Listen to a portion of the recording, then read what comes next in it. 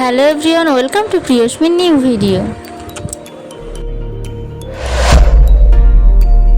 সোনা আজ সকাল সকাল ঘুম থেকে উঠে গিয়েছে, কারণ আজ সোনার পাপা আসছে জামাই ষষ্ঠী উপলক্ষে সোনার মাম বাড়িতে। সোনা তো কিছুদিন আগেই চলে এসেছিল।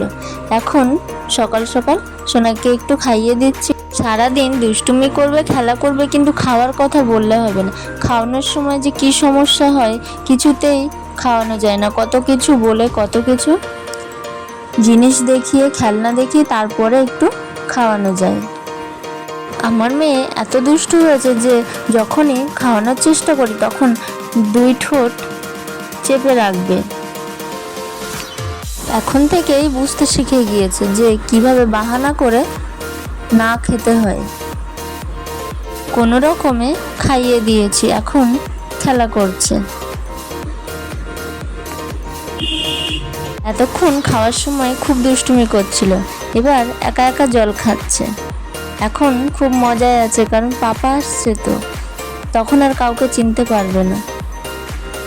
সোনার পাপা চলে এসেছে আর ষষ্ঠীর জন্য সবকিছু আয়োজন করা হয়ে গিয়েছে। এই সব কিছু সোনার মিমি খুব সুন্দর করে সাজিয়েছে, একাই করেছে।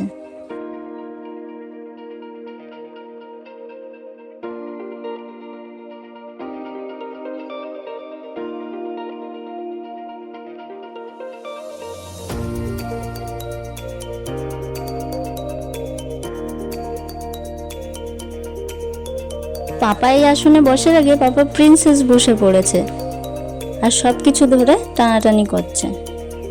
মিমি এত কষ্ট করে সবকিছু সাজিয়েছে আর সবকিছু ফেলে দিচ্ছে। পাপার আর বসার জায়গায় নেই, পাপার মেয়ে জায়গা দখল করে নিয়েছে। সকালের খাওয়া শেষ হলে তারপরে যাব একটা দিদির বাড়িতে ঘুরতে। অনেক দিন থেকেই যেতে বলে, কিন্তু যাওয়া হয় না, তাই আজ যাব। দিদির বাড়িতে চলে এসেছে আর সোনা পাপাকে আর কাছে পেয়েছে, আর ছাড়বেই না, তাই সবসময় পাপার সাথেই আছে।